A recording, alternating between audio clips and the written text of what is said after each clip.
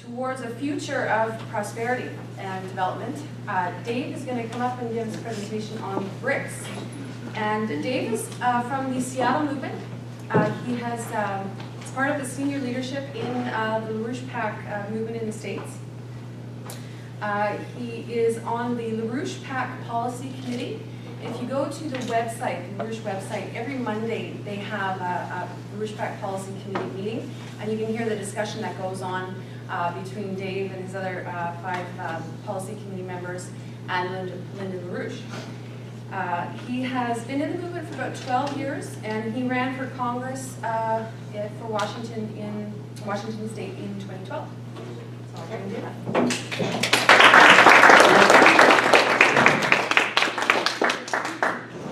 So you may have to bear with my somewhat hastily organized presentation here. Robbie will probably have to bear with it more than any of you,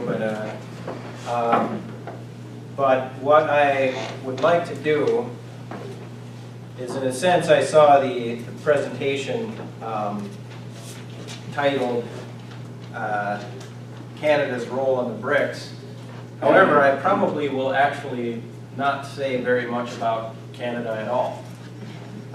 And that's not by some malicious thing that I have towards Canada, because of course I love Canada. I was actually born in Sault Ste. Marie, Michigan, for those of you that know your territory that's close to Sault Ste. Marie, Ontario, across the river. But rather because Canada is, as has been stated, is part of this global system, which really what we see with the BRICS unfolding is part of the, well, really a long battle between what the American system actually represents versus the British imperial system. And we're now at the point where that is coming to an end, and they know it. And I would say what was discussed with the situation with Greece is Wall Street in London, which is today the modern British Empire, they know their derivatives bubble is going to collapse. They know it probably better than we do. They probably have a more visceral sense of it. And so they're not afraid that it's going to collapse. They just want it to collapse on their term, right? When their terms is to wipe out the excess population, which they consider, many of them, there's sort of different figures that are floated around, but 7 billion down to less than 2, 1, some people say 500 million, some people think that we should probably be less than baboons, and those are the people that think we're baboons. But that's the intention, but what they're afraid of is the political will by people who will refuse to submit to this slavery, this system of slavery. And that's what Greece is representing right now. They're representing this Promethean fight, and what the British imperial forces are afraid of is that more nations are going to join, and you're going to have this come to fruition. Right? So now, because they are so, they know that this is where it's coming down to, they are preparing a first strike limited nuclear warfare against the BRICS nations. And the first nation, of course, is Russia. They have the largest, well, they may even have a larger nuclear arsenal than the United States. But there's a plan for a limited nuclear war against the nations of Russia and China in particular, but really centered on the Eurasian continent. Now, the plan for that is what's called prompt global strike. And the Obama administration has committed within the last year an upgrading of the thermonuclear arsenal of the United States to the tune of what some people guess is probably close to $1 trillion. And much of that presently is going towards the upgrading, or the significant portion of that is going towards the present upgrading of the tactical nuclear arsenal that's centered in Europe right now. Within our NATO allies, there's about 180 of these tactical nuclear weapons that are being upgraded. These are not small bombs. They have a dial that goes to up to 50 kilotons. They're not the megaton bombs of the ICBMs, but they are large bombs. Just to give you a sense of this, the bombs on Hiroshima and Nagasaki were 15 and 20 kilotons. So tactical nuclear weapons, don't be confused. These are enough to wipe out cities and so forth. So that's what's going on now because of a state of desperation, because of what the BRICS represents. Okay, now what I would like to do is give a quick description of the BRICS, but then I want to tell you where the BRICS actually comes from and what the actual intention of the BRICS is, which really is the resolution of about 100-year battle. Well, actually really much longer than that. It's since the founding of the American Republic, the forces of the British Empire have wanted to crush that spirit. Which really, the American Republic is an outgrowth of the Renaissance. It's an outgrowth of what, especially of what Mr. LaRouche has stressed in the recent period, what Joan of Arc led as a fight to free her nation. That sparked off the moral fight which led to the Renaissance. Figures like Nicholas of Cusa, which was the intellectual architect of the Italian Renaissance and the European Renaissance at large. But they knew, because remember, the Renaissance was a rebirth of the Greek ideas, of Plato, right? And the concept of a republic was not simply an American idea, but it was a universal conception. And that was to be spread and promoted not under the sword, but under a shield of protection, as John Quincy Adams called it, that all nations would be encouraged to develop as sovereign republics that could have cooperation. And this is actually what the BRICS is. And so I want to give into a little bit of the history on it, but just briefly, just so people have a sense of some of the projects. I think what Xi Jinping, the president of China, said in the Fortaleza meeting last year, which really was sort of the tour de force of the establishment of the BRICS. The BRICS had been having meetings, but last year in Fortaleza, Brazil, in July, they met and established the New Development Bank, which just last week Russia has ratified the New Development Bank. The week before that, I believe India, maybe I've got it switched around, but in the recent period, the nations of the BRICS are now ratifying the New Development Bank, which is capitalized at around $100 billion. So this is not chump change. They also have a $100 billion contingency reserve fund, which is to deal with financial warfare against the BRICS nations, of which, of course, not just the immediate nations of the BRICS, but the associated nations that are coming on board with the outlook and probably formal applications such as Argentina. Right? People probably know that Argentina has been under massive financial warfare by the vulture funds out of Wall Street and London and so forth. So, but what Xi Jinping says at the BRICS summit in Brazil last year, he says, "History tells us that the law of the jungle isn't the way of human coexistence. Every nation should obey the principle of equality, mutual trust, learning from each other, cooperating and seeking joint benefits for the construction of a harmonious world, sustained peace, and joint prosperity." And Matt referred to it in what President Modi of India said, but he says the uniqueness of BRICS as an international institution is that for the first time it brings together a group of nations on the parameter of future potential, rather than existing prosperity or shared identities. The very idea of BRICS is thus forward-looking. Excellencies, we have an opportunity to define the future of not just our countries, but the world at large. I take this as a great responsibility.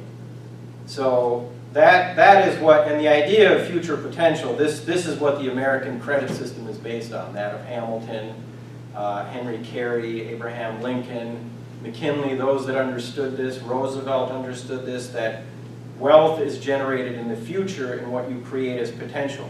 You know, take the Grand Coulee Dam that probably some of you, I think we have some of your water flowing through it, but that was built with what money? Did we have money during the Great Depression?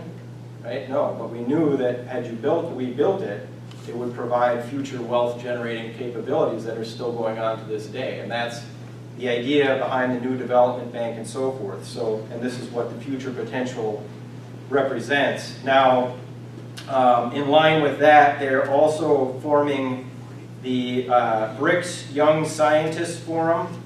They're setting up language schools for the BRICS nations, and there's just this spirit of collaboration. But just, you know, quickly, you have, I don't know if I should be walking around, but a transcontinental railroad being developed in South America from Brazil over to Peru. People probably know about the Nicaragua Canal. That's 50,000 people employed for the immediate construction, and then 200,000 as part of the overall employment opportunities, because there's also ports on either end, the Atlantic and the Pacific, including an airport and other such tourism and so forth. You have in Egypt the construction of the Suez Canal, which is the expansion of it, make it a two-way street, will virtually double its ability to get ships through there. Get bigger ones. What's that? Get bigger ones. Yes, you have in Africa the potential of actually it was signed as in terms of the paperwork, but I don't know where the construction actually stands, but a high-speed rail grid that will link all of the capitals of the nations of Africa. Right? And then, of course, we have the Silk Road and the greater potential that we are fighting for. Now, also, just to be clear, the kind of development isn't just some jobs. It's directed towards the frontiers of science and technology, particularly nuclear power. China has a plan to triple their nuclear reactors by 2020 from the present around 28, I think it is, and they'll be close to where the United States is at, which is about 100. They're the most the country with the most nuclear reactors. Brazil plans on moving from 3% presently of their entire grid being powered by nuclear, presently 3% up to 15% by 2030. Russia from 11% to 27% by 2030. So, you know, these are the kind of projects, but the one that really defines the future potential is the space exploration question, and not just exploration for the sake of exploration, but what China intends with the helium-3 perspective on the surface of the moon, where you have embedded in the soil this gas, which is the prime fuel source for fusion reaction, right? For reactors that we obviously have some work to do harnessing and getting to that point, but they're already thinking that far ahead in future potential, okay? So now, that's a sketch, and people should read the BRICS pamphlet. If you don't have one of these, get one of these. You can always give us as much money as you want for as many of these as you want, or just give us money in general. That's always a good policy, but definitely get the pamphlet for sure. And people should investigate what this is as an exciting potential now. But what I would like to do, and I just want to check with Robbie, how much time do I have? 5 minutes? Oh my God. Well, you can go to 10. Okay, I'll just be very brief because this is part of a long battle. And before there was the BRICS, there was the RIC.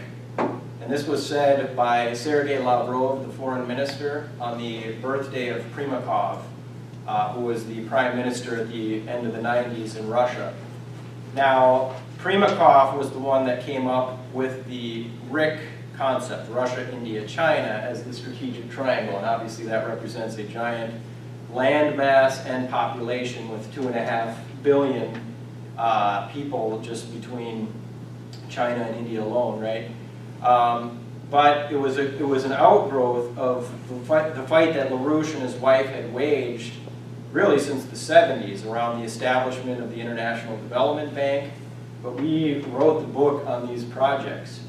And what happened is the Clinton circles began a dialogue with Mr. LaRouche and liked the idea of the BRIC as being eventually extended, the Russia, India, China strategic triangle, as being extended across the Bering Strait through Canada here and into the United States for a secure, the ending of geopolitics as a whole and collaboration between nations. Now, Primakov in the late 90s was literally on his way, in 99 I think it was literally on his way to have the further discussion with Clinton on this concept when Al Gore, who was the British agent inside the White House, called up his plane mid-flight and said, we just started war with Serbia, you might want to turn back. And of course, Primakov did, and basically sabotaged the potential that existed at that time to make this an opportunity. It could have been a reality already back in the late 90s. Now, where this actually comes from, and I just want to give a quick sense of this. Could you pull up, let's see, this one right here. Okay, so this is from Alfred Mackinder's heartland theory concept. This is from the photo from what was called the Geographical Pivot of History, written in 1905. Okay. Now the idea was, and now Alfred Mackinder, he was the first head of the London School of Economics. He was part of the Coefficients Club. He was part of the old imperial gang out of London that was really the core of the British Empire at that time. And what they defined is that the pivot area, in a sort of a snapshot, what Mackinder said is he who controls Eastern Europe controls the heartland, which is the pivot area, which is basically Russia. He who controls Russia controls the world island, which is Eurasia. And he who controls the world island controls the world. And that was the defining policy of geopolitics, because this is what Mrs. LaRouche, Helga Zepp LaRouche, has outlined in the petition, which people should sign, was that this was the end of geopolitics. This is the end of Mackinder's system, which said that if you could control the heartland, if you could control the pivot, then you could control the world. Now, what they were completely freaked out about was Mackinder actually explicitly discussed the Trans-Siberian Railroad as the crucial thing that had to be destroyed. This was from Sergei Witte, who was extremely, I mean, he loved Abraham Lincoln.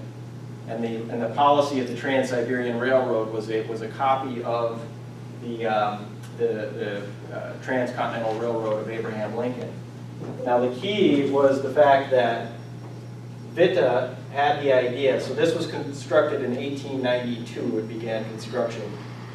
And he had the idea that he wanted it to come down through Manchuria, the Siberian Railroad, Trans-Siberian Railroad, and hook up with Beijing, with China.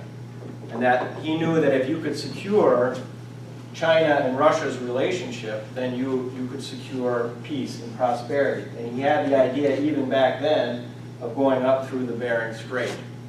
Okay, now, so this was one project. The other project, represented by was the Berlin to Baghdad Railroad. So this was 1903, it began construction. This is all at the end of the 1800s. So obviously this goes right up through the Caucasus, I'm sorry, the Balkans area, right? And anyway, let's go back to the, I'm sort of doing a rush job here, sorry about that. what Mackinder described, that if you could keep this in chaos, and obviously the control of Eastern Europe, which includes the Balkans region, then you could control the world. Now, when the Baghdad to Berlin Railroad and the Trans-Siberian Railroad, which was going to hook China into it, that's when Mackinder and his friends said, we have to stop this with everything we have. And they organized World War I, starting in the Balkans. In fact, guess who was one of the key figures that helped knock down the Baghdad to Berlin Railroad? Lawrence of Arabia. You know that name? Yeah, he was one of which was part of the British orchestration of chaos in the Arabian Peninsula. But anyway, I know I probably did not give myself enough time to sort of develop it, but the point is, this policy of geopolitics has been the authorship of war, right? Or this has been the policy of war. The other factor was that HSBC, the head of HSBC, and the head of JP Morgan at the time, in 1904, right when you had all this railroad development going on in Eurasia, they organized Japan to launch war against both China and Russia over the area of Manchuria, which is where the Trans-Siberian Railroad would have hooked up with China. And of course, Sun Yat-sen was then later came on after he led the revolution. His idea was the Silk Road policy was to hook up with that as well, right? So that's what's defined really the last century of war, was the geopolitics crowd centered around Mackinder. One of his students was Haushofer, who wrote the geopolitical theory of the Nazis. But it's always been about this policy. And what the BRICS and the Silk Road represents is finally bringing mankind together to end this policy of empire. So I'm sure I'm leaving out a lot more that I had wanted to raise, but I think I'll just leave it. Yeah, and definitely, you know, a lot of the projects are developed more in depth with our land bridge report. For those that haven't seen it, I'm sure we have a copy of it, but it's something you can order to get the backup. So anyway, If you wanted to, Yeah. I think if there's more, I can just discuss them in the Q&A section. keep your questions in mind, and then after Scott's presentation, you can ask Dave after that. Okay.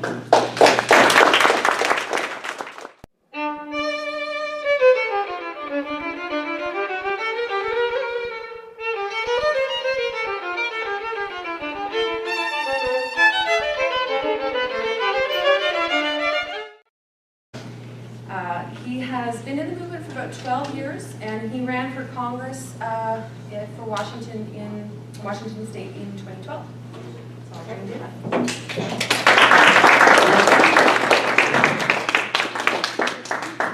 Okay, so you may have to bear with my somewhat hastily organized presentation here. Robbie will probably have to bear with it more than any of you, but what I would like to do is, in a sense, I saw the presentation titled Unfolding is part of the, well, really a long battle between what the American system actually represents versus the British imperial system. And we're now at the point where that is coming to an end, and they know it. And I would say what was discussed with the situation with Greece is Wall Street in London, which is today the modern British Empire, they know their derivatives bubble is going to collapse. They know it probably better than we do. They probably have a more visceral sense of it. And so they're not afraid that it's going to collapse. They just want it to collapse on their term. Right, when their terms is to wipe out the excess population, which they consider, many of them, there's sort of different figures that are floated around, but 7 billion down to less than 2, 1. Some people say 500 million. Some people think that we should probably be less than baboons, and those are the people that think we're baboons. But that's the intention. But what they're afraid of is towards a future of prosperity and development. Dave is going to come up and give us a presentation on BRICS. And Dave is from the Seattle movement. He has, is part of the senior leadership in the LaRouche PAC movement in the States. He is on the LaRouche PAC policy committee. If you go to the website, the LaRouche website, every Monday they have a LaRouche PAC policy committee meeting, and you can hear the discussion that goes on between Dave and his other 5 policy committee members and Linda LaRouche. Canada's role in the BRICS. However, I probably will actually not say very much about Canada at all. And that's not by some malicious thing that I have towards Canada, because of course I love Canada. I was actually born in Sault Ste. Marie, Michigan, for those of you that know your territory that's close to Sault Ste. Marie, Ontario, across the river. But rather because Canada is, as has been stated, is part of this global system, which really what we see with the BRICS